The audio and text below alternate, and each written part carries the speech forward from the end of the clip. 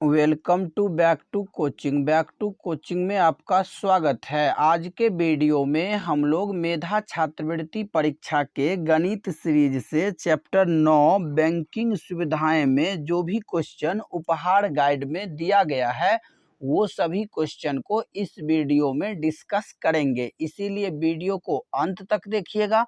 अगर वीडियो पसंद आए तो लाइक और शेयर जरूर करिएगा। अगर अभी तक चैनल को सब्सक्राइब नहीं किए हैं तो सब्सक्राइब कर लीजिए, क्योंकि यहाँ ऐसे ही ज्ञानवर्धक वीडियो लाता रहता हूँ। तो चलिए शुरू करते हैं क्वेश्चन नंबर 1 से। देखिए यहाँ पर पहला क्वेश्चन दिया गया है कि एक योजना में धन लगाने वाले को एक निश्चित राशि प्रति मास निश्चित समय तक जमा करनी पड़ती है। इस अवधि के अंत में उसे एक मिश्रधन प्राप्त होता है। इस योजना को कहते हैं। ऑप्शन दिया गया है कि अवधि जमा, दूसरा दिया गया है आवर्ती जमा, तीसरा दिया गया है चालू खाता, चौथा दिया गया है बचत खाता। तो इसका सही आंसर क्या होगा? तो इसका सही आंसर जो होगा वो होगा विकल्प दूसरा, आवर्ती जमा। क्या होगा? उसे हम लोग कहेंगे आवर्ती जमा। देखिए यहाँ पर ये जो क्वेश्चन दिया गया है पहला, इसमें बोला जा रहा है कि एक योजना में धन लगाने वाले को एक निश्चित राशि प्रति मास निश्चित समय तक जमा करनी पड़ती है। इस अवधि के अंत में उसे एक मिश्रधन प्राप्त होता है। मिश्रधन से तात्पर्य है मूलधन प्लस ब्याज। मूलधन में अगर ब्याज को जोड़ दिया जाए तो क्या प्राप्त होगा? मूलधन में अगर ब्याज को जोड़ा जाए तो मिश्रधन प्राप्त होगा। क्लियर?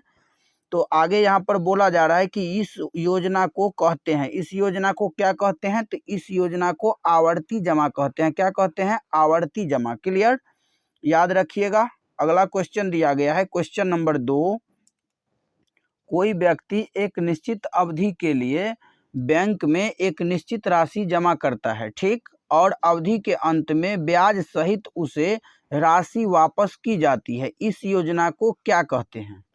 पहला ऑप्शन दिया गया है कि सावधि जमा, दूसरा दिया गया है बचत खाता, तीसरा दिया गया है अल्पावधि जमा और चौथा दिया गया है आवर्ती जमा। देखिए यहाँ पर बोला जा रहा है कि कोई व्यक्ति एक निश्चित अवधि के लिए बैंक में एक निश्चित राशि जमा करता है, ठीक, और अवधि के अंत में ब्याज सहित उसे राशि वापस की जाती है। इस योजना को क्या कहते हैं? तो इसका सही आंसर होगा विकल्प पहला, सावधि जमा। क्या होगा? सावधि जमा, क्योंकि इसमें यहाँ पर देखिए स्पष्ट दिया गया है कि एक निश्चित अवधि के लिए, तो यहाँ पर जो है समय फिक्स है, इसीलिए ये हो जाएगा सावधि जमा। क्लियर? अगला क्वेश्चन दिया गया है क्वेश्चन नंबर 3। क्वेश्चन नंबर 3 दिया गया है कि आवर्ती जमा निम्नलिखित में से कौन है? एक निश्चित राशि 60 दिनों के लिए जमा करना। दूसरा ऑप्शन दिया गया है कि निश्चित राशि निश्चित वर्षों के लिए जमा करना। तीसरा दिया गया है कि निश्चित राशि प्रति माह एक निश्चित समय तक जमा करना। और चौथा दिया गया है कि कोई राशि एक अनिश्चित समय के लिए जमा करना। इसका सही आंसर क्या होगा? तो इसका सही आंसर होगा विकल्प तीसरा, निश्चित राशि प्रति माह एक निश्चित समय तक जमा करना। ये जो है आवर्ती जमा का उदाहरण है। क्लियर? अगला क्वेश्चन दिया गया है क्वेश्चन नंबर 4।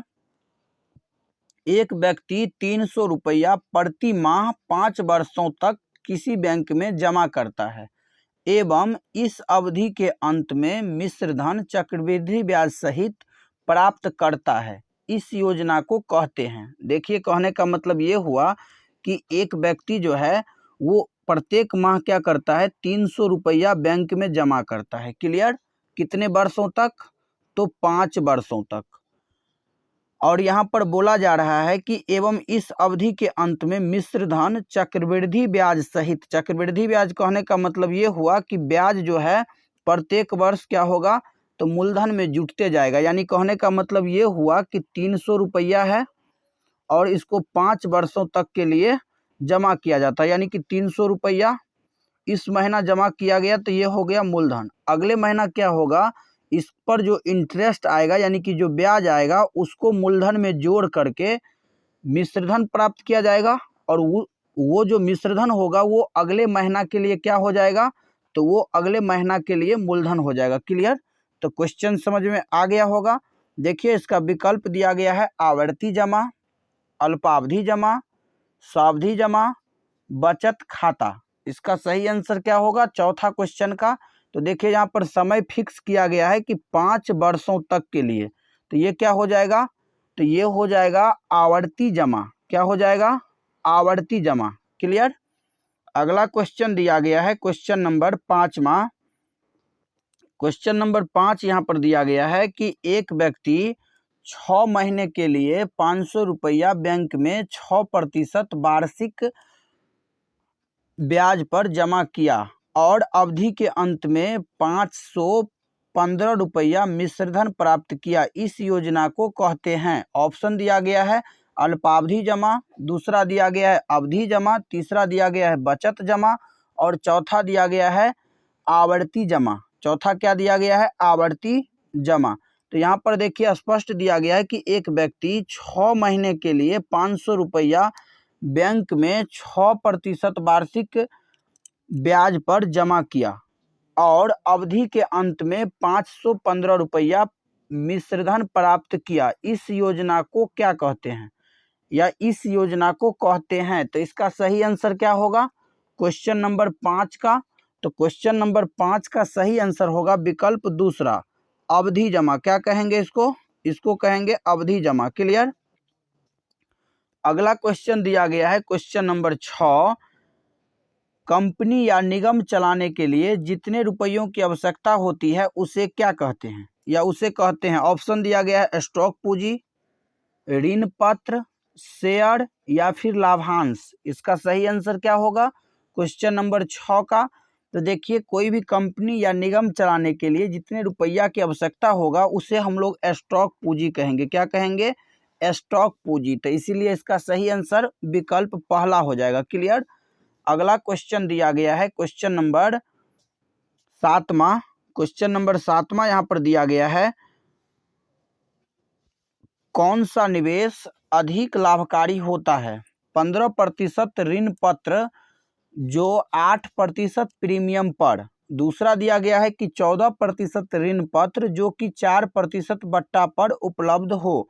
तीसरा दिया गया है कि दोनों, और चौथा दिया गया है इनमें कोई नहीं।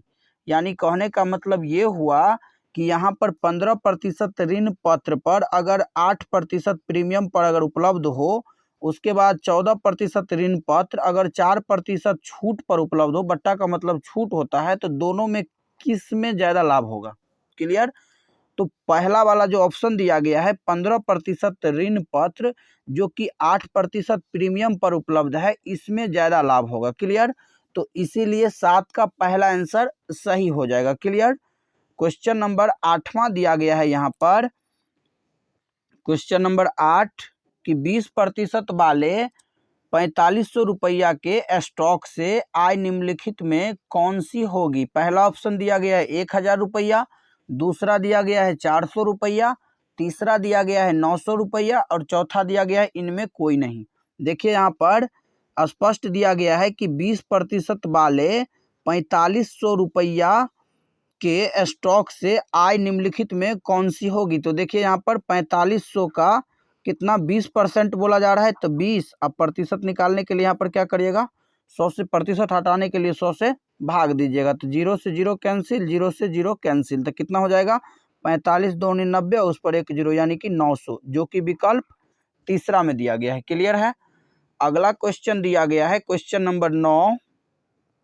क्वेश्चन नंबर 9 दिया गया है कि 5% लाभांश तथा 100 रुपया सम मूल्य के एक शेयर का लाभांश निम्नलिखित में कौन सा है। देखिए यहाँ पर स्पष्ट दिया गया है कि लाभांश कितना है 5%, और यहाँ पर दिया गया है कि 100 रुपया के समूल्य के एक शेयर का लाभांश क्या होगा। तो एक शेयर का लाभांश कैसे निकालिएगा, तो 100 गुने 5 और ये प्रतिशत को हटाइएगा तो नीचे हो जाएगा 100, तो 100 से 100 यहाँ हो जाएगा कैंसिल, तो 5 रुपया हो गया, जो कि विकल्प चौथा में दिया गया है। क्लियर। तो 9 का चौथा आंसर सही होगा। क्वेश्चन नंबर 10 देखिए, क्वेश्चन नंबर 10 दिया गया है यहाँ पर, क्वेश्चन नंबर 10 दिया गया है कि 250 रुपया प्रति शेयर लाभांश की दर से 225 शेयरों का कुल लाभांश निम्नलिखित में से कौन होगा। पहला ऑप्शन दिया गया है 562.50 रुपया, दूसरा दिया गया है 572.50 रुपया, तीसरा दिया गया है 565.50 रुपया और चौथा दिया गया है 662.50 रुपया। तो इसका सही आंसर क्या होगा?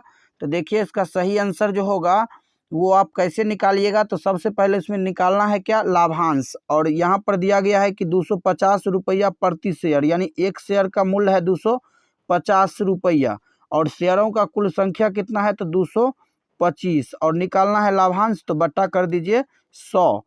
अब यहाँ पर अगर इसको काटिएगा तो आंसर आ जाएगा। देखिए यहाँ पर 0 से 0 हो गया कैंसिल, 5 का पहाड़ा 2 बार पढ़िएगा तो 10, 5 का पहाड़ा 5 बार पढ़िएगा तो हो जाएगा 25। अब 225 को अगर 5 से गुना करिएगा तो ये हो जाएगा 1125 और 1125 बट्टा में 2, 1125 में अगर 2 से भाग दीजिएगा तो ये हो जाएगा 562.50 जो कि विकल्प पहला में दिया गया है। क्लियर? तो 10 का पहला आंसर सही हो जाएगा। क्लियर है यहाँ तक? चलिए देख लेते हैं क्वेश्चन नंबर 11 और ये आज का अंतिम क्वेश्चन है। क्वेश्चन नंबर 11 दिया गया है यहाँ पर कि 10% वाले 4500 रुपया के स्टॉक से आय निम्नलिखित में से कौन सी होगी। पहला दिया गया है 4500/10, दूसरा दिया गया है 100/10 गुने 4500, तीसरा दिया गया है 10/100 गुने 4500 और चौथा दिया गया है इनमें से कोई नहीं। तो सबसे पहले देखिए यहाँ पर दिया गया है 4500 रुपया के स्टॉक है, यानी कि स्टॉक यहाँ पर कितना का है 4500 रुपया और यहाँ पर प्रतिशत में कितना दिया गया है तो 10। अब प्रतिशत हटाने के लिए बट्टा में क्या करिएगा तो 100 लिखिएगा। तो 4500 गुने 10/100 जो कि अगर आप ध्यान से देखिएगा तो विकल्प तीसरा में दिया गया है। क्लियर? तो 11 का तीसरा आंसर सही होगा। क्लियर है? तो आशा करता हूं कि क्वेश्चन नंबर 1 से लेकर के क्वेश्चन नंबर 11 तक आप सभी को समझ में आया होगा। तो वीडियो कैसा लगा कमेंट में ज़रूर बताइएगा। अगर वीडियो पसंद आया हो तो लाइक और शेयर ज़रूर करिएगा। अगर अभी तक चैनल को सब्सक्राइब नहीं किए हैं तो सब्सक्राइब कर लीजिए, क्योंकि यहाँ ऐसे ही ज्ञानवर्धक वीडियो लाता रहता हूँ। तो मिलते हैं अगले वीडियो में, तब तक के लिए जय हिंद, जय भारत।